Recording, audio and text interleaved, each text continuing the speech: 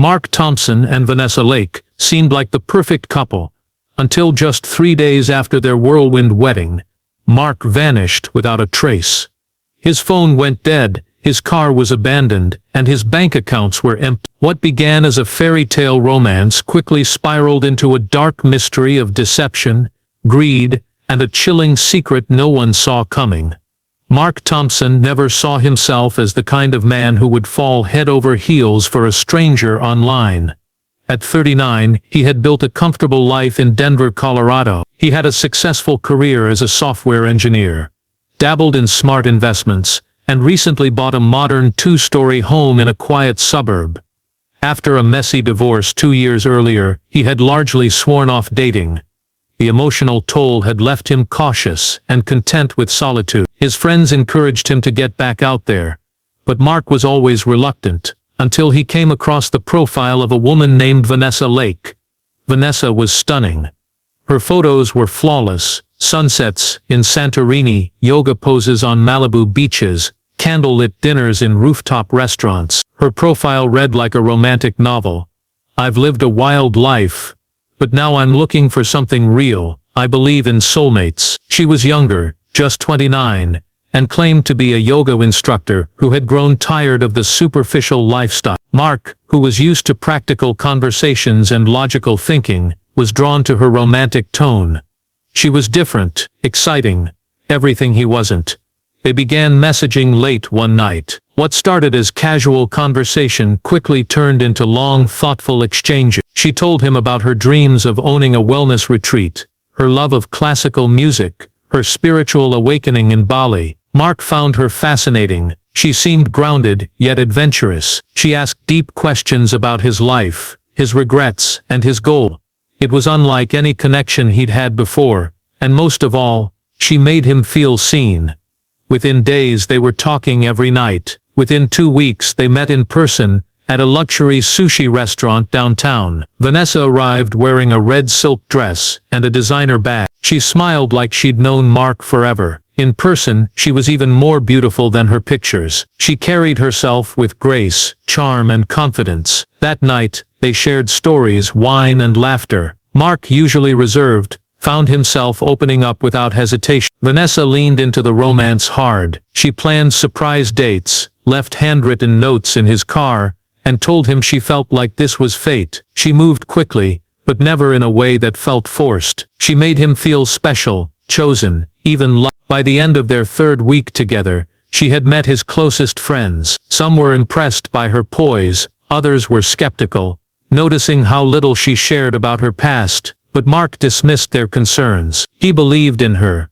Just 5 weeks after their first message, Mark proposed. He rented out a private dining room, hired a string quartet, and got down on one knee with a 2-carat diamond ring. Vanessa cried and said yes. The next day she posted a photo of the ring with the caption, "When you know, you know." From the outside it looked like a fairy tale, but behind the perfect Instagram photos and champagne toasts, a darker story was already beginning to unfold, one that would soon take a sharp and terrifying turn. The wedding was everything Mark Thompson thought he wanted. Set in a luxury mountain resort outside Aspen, it had the air of a storybook ending. Snow-dusted peaks framed the ceremony, and candlelit lanterns lined the aisle. Vanessa wore a breathtaking lace gown that shimmered in the winter light, a custom piece imported from Paris. Mark spared no expense. Private chefs, live musicians, and handwritten calligraphy on every place card. Vanessa had insisted on keeping it small but elegant,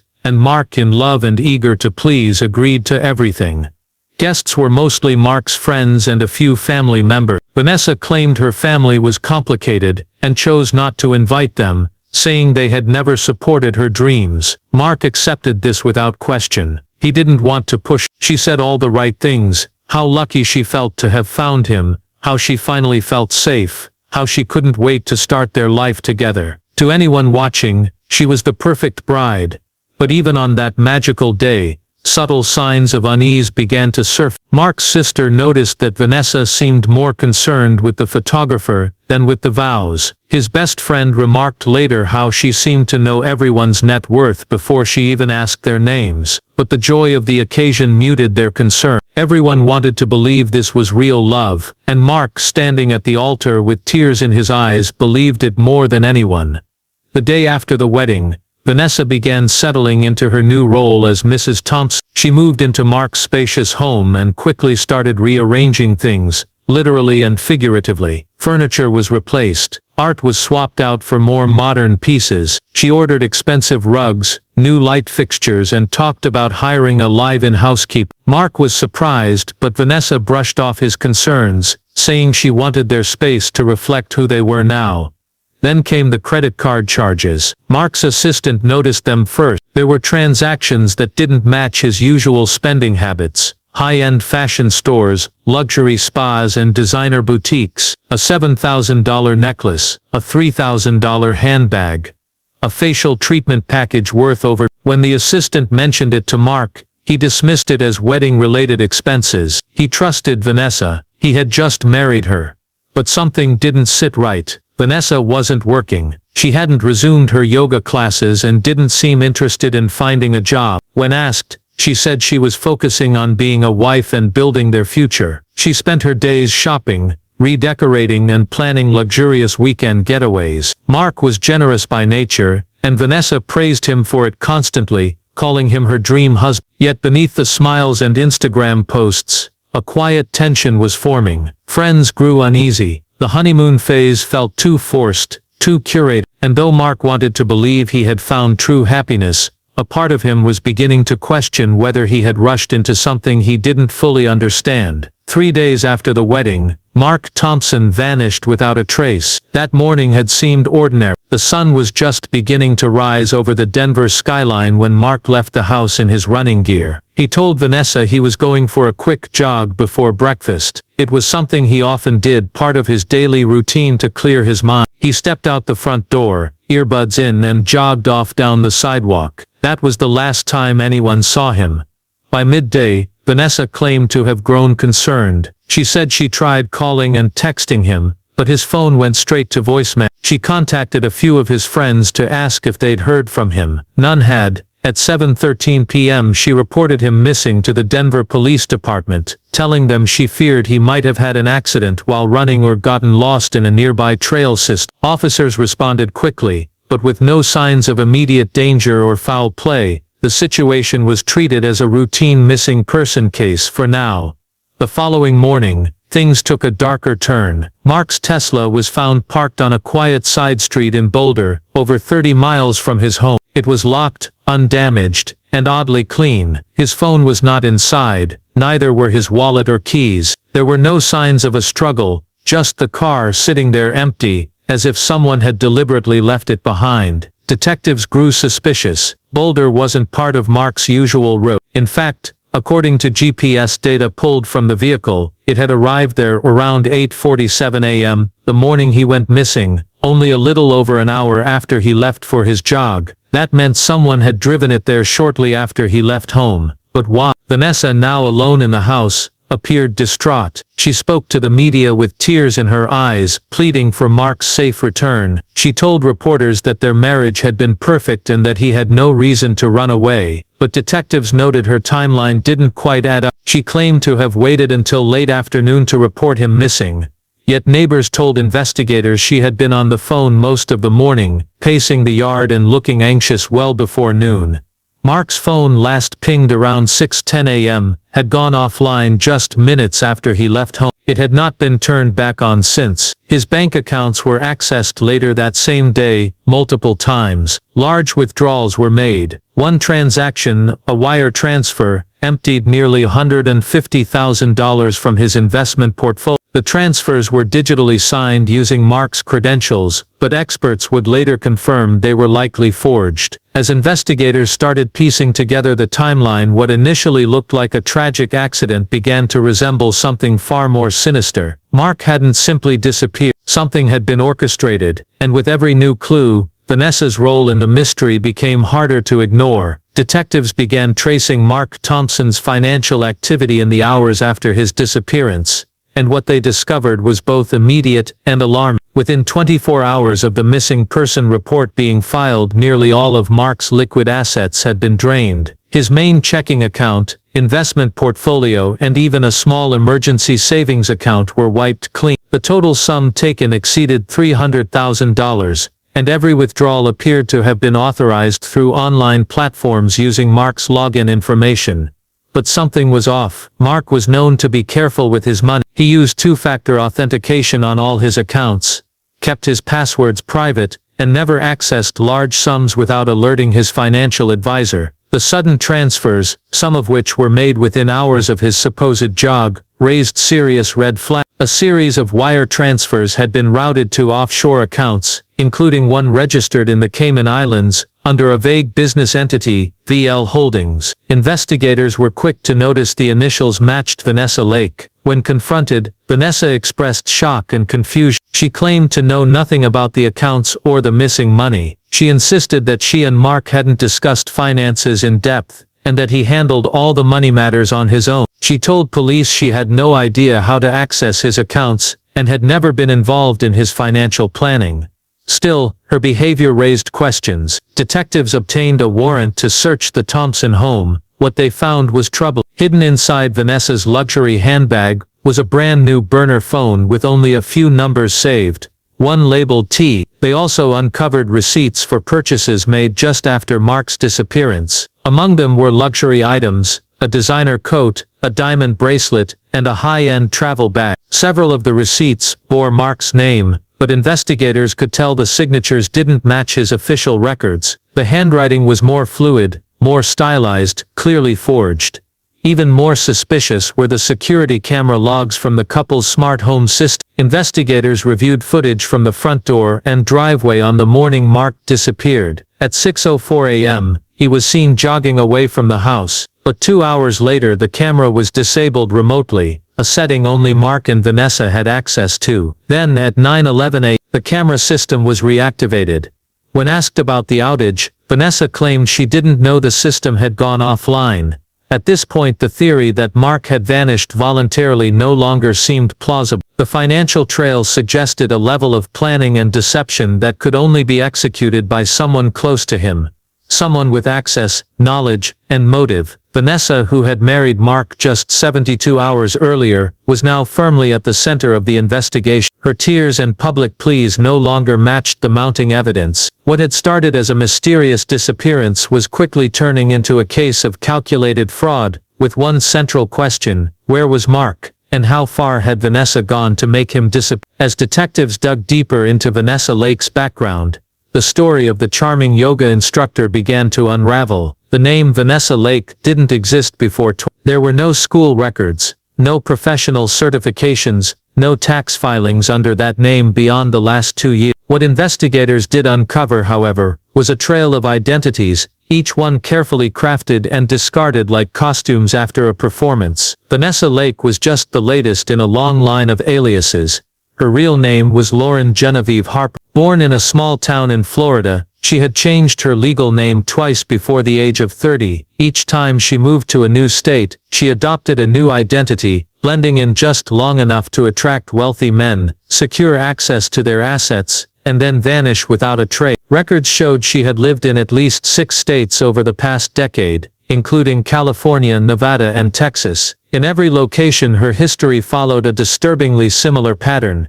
In 2016 she was involved in a high-profile fraud investigation in Miami. Posing as a marketing consultant, she convinced a local entrepreneur to invest in a fake wellness startup. She drained nearly $90,000 from his accounts before disappearing. The case never made it to trial. She fled the state before her quickly, and she knew exactly how to exploit that vulnerability. By the time she became Vanessa Lake and met Mark Thompson, she was well practiced. She played the role perfectly, mysterious yet open, affectionate yet elusive, spiritual yet grounded. It was an act honed over years of deception, and Mark, like those before him, never saw it coming.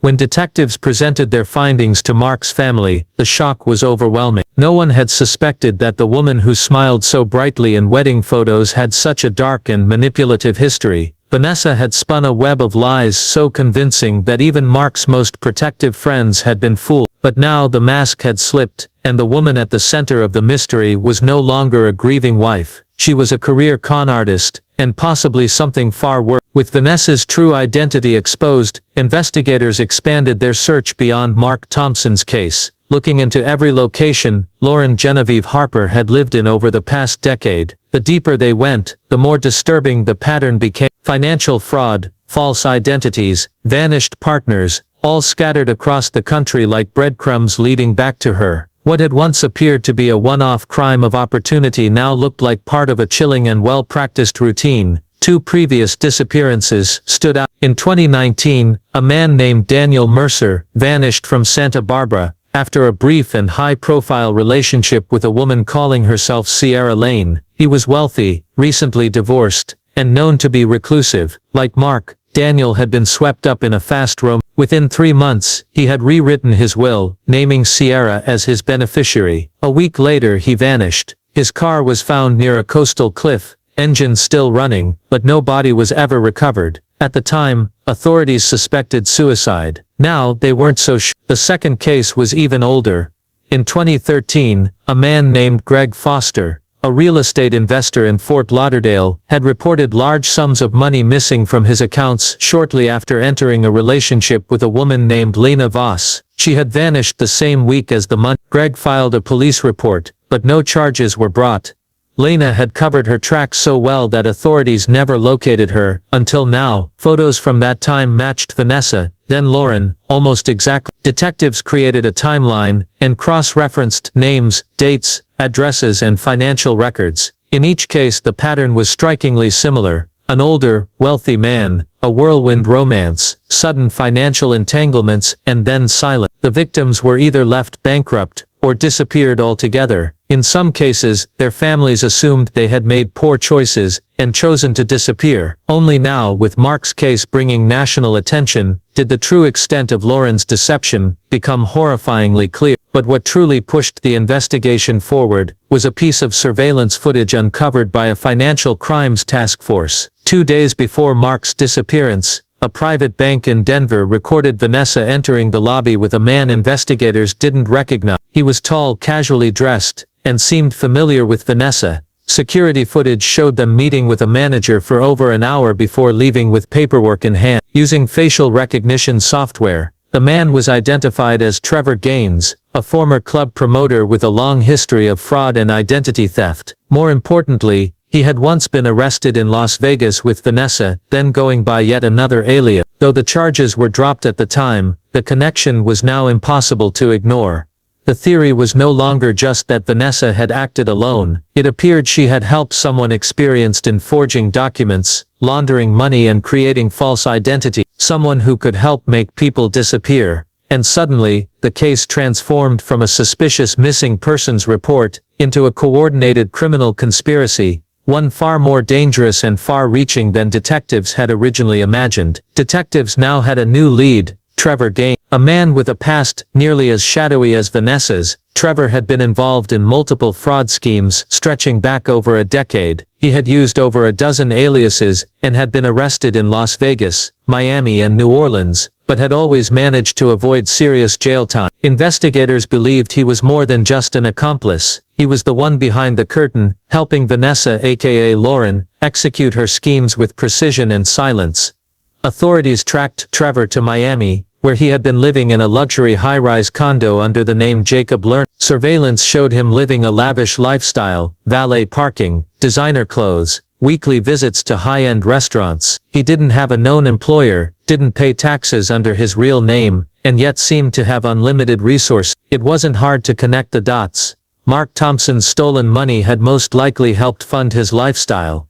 When detectives obtained a search warrant for the condo, they prepared for what they might find. What they discovered inside shattered any remaining doubt. In the bedroom safe were several passports, with different names but photos of Vanessa and Trevor. There were forged bank documents, a collection of SIM cards, and most critically, items that belonged to Mark, his engraved Rolex watch, his wedding band, a monogrammed journal, all of it locked away like trophies. But the most damning discovery came in the form of a flash drive hidden inside a false bottom drawer. On it were scanned images of Mark's personal financial records, account numbers, passwords, and digital signature. Also included were audio files, screenshots of conversations, and photos of private documents taken from inside Mark's home office. All this evidence made it clear, Mark's disappearance had been planned in advance, down to the last detail. Trevor was arrested on the spot. During initial questioning, he denied everything, claiming he hadn't seen Vanessa in years and didn't know anyone named Mark Thompson. But faced with overwhelming evidence, his story quickly began to crack. Investigators offered him a deal: testify against Vanessa in exchange for a reduced sentence. At first he resisted, but after days of pressure and a looming federal case, Trevor folded. He admitted to helping Vanessa create the offshore accounts and forge Mark's digital signature. He said she had approached him months earlier with the plan: marry a wealthy man, gain access to his finances, make him disappear, and then assume control of his assets. Trevor's role was to set up the infrastructure, burner phones, shell companies, and document templates. He claimed he never knew how far she'd take it, that he assumed Mark would just be left broke, not missing. Despite his attempt to shift blame, Trevor's confession filled in many of the gaps. He confirmed Vanessa had been planning the entire operation for months, and had used similar tactics with previous victims. But one question remained unanswered: what had actually happened to Mark? Trevor insisted he didn't know. Vanessa had kept that part of the plan to herself. Where Mark was, and whether he was still alive, was a mystery only she could solve. With Trevor Gaines in custody and cooperating, investigators turned their full attention back to Vanessa. His confession had confirmed their suspicions. This wasn't a crime of impulse. It was a carefully planned operation designed to end with Mark Thompson gone and Vanessa in full control of his fortune. But while Trevor had detailed the financial setup and digital forgery, he maintained that he had no idea where Mark was or what Vanessa had ultimately done with him. Detectives were left with a chilling puzzle. The money trail was solved, but the man himself was still missing. It was during a forensic sweep of the burner phone found in Vanessa's handbag that detectives stumbled upon the most critical piece of evidence in the case: a voice record. Buried among deleted files, it was a short audio memo, only 4 minutes long. The timestamp showed it had been recorded the night before the wedding. In the recording, Vanessa's voice was clear, calm, and disturbingly matter-of-fact. She spoke directly, as if rehearsing or sending a message to someone else involved in the plan. She described her timeline in detail: how she'd gain access to Mark's accounts, when the financial transfers would be initiated, and when the cameras at the house would be disabled. But the most shocking part came at the end. Vanessa mentioned a backup location, a remote property Mark owned in Idaho, a place so obscure that it hadn't even come up in previous searches. If things go sideways, she said, I'll move him to the cabin. No one will find it. He barely remembers it exists.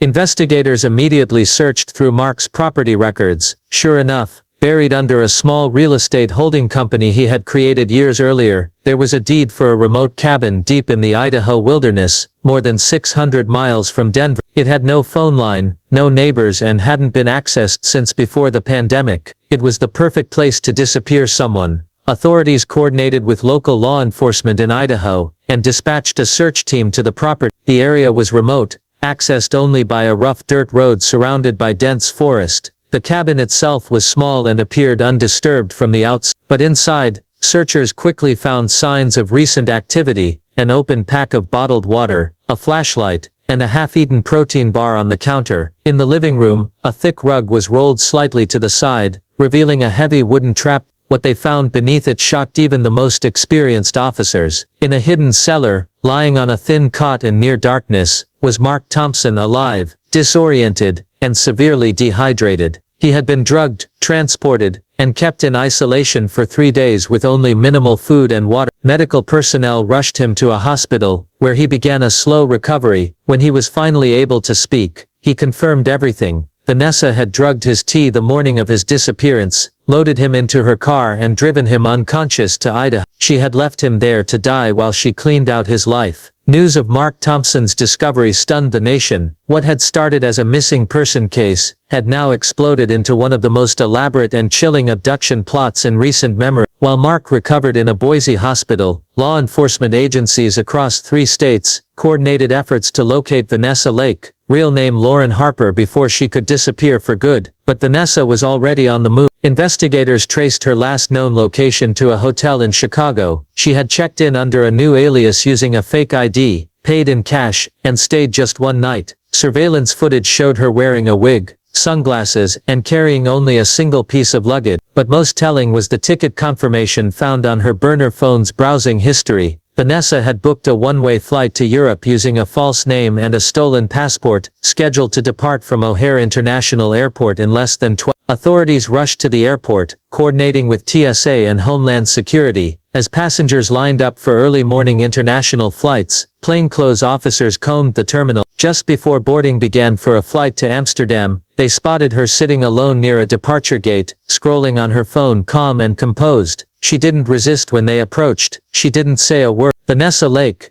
the woman who had nearly gotten away with everything, was finally in custody. Back in Denver, Mark's return stunned friends and family. His recovery was slow, but he was alive, and more importantly, he was able to fill in the gaps investigators had been piecing together. He explained how Vanessa had made him tea the morning of his disappearance. He remembered feeling groggy within minutes, and collapsing before making it out the front door. His next memory was waking up in the cellar of his own forgotten cabin in Idaho, with just enough food and water to survive. He had no idea where he was or how long he had been there. The trap door was locked from the outside. There was no phone, no windows, only silence and darkness. Vanessa had given him just enough to stay alive. Her plan, he realized, was not to kill him immediately, but to buy herself time to drain his accounts, cover her tracks, and disappear before anyone knew what had happened. Had it not been for a few digital traces and one accidental voice recording, she might have succeeded. In the days following her arrest, Vanessa refused to speak. No confession, no apology. When confronted with the evidence, audio files, forged documents, surveillance footage, she remained expressionless. Prosecutors charged her with attempted murder, kidnapping, financial fraud, and identity theft. With Trevor Gaines's full cooperation and Mark's testimony, they built a case so solid that a plea bargain was off the table. Vanessa's trial would soon become one of the most high-profile in the country, but even with her in custody, one unsettling question still lingered in the minds of investigators.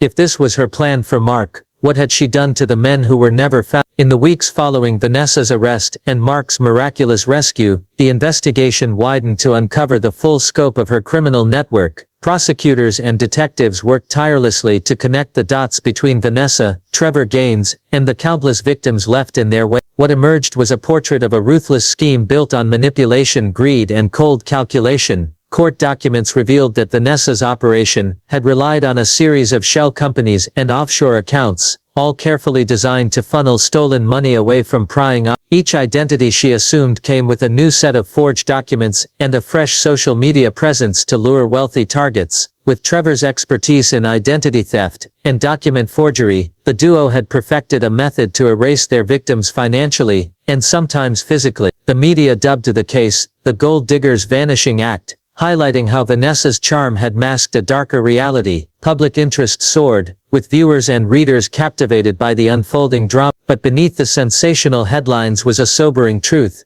Many questions remained unanswered. Of the several men